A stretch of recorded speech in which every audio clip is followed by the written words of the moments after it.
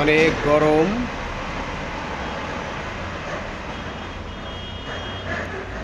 রোদে প্রচণ্ড তাপ, দুর্বিষহ জীবনযাত্রা আমাদের। খাকা রোদ্দুরের যে তাপ, সাধারণ জীবনযাপন অতিষ্ঠ হয়ে যাচ্ছে।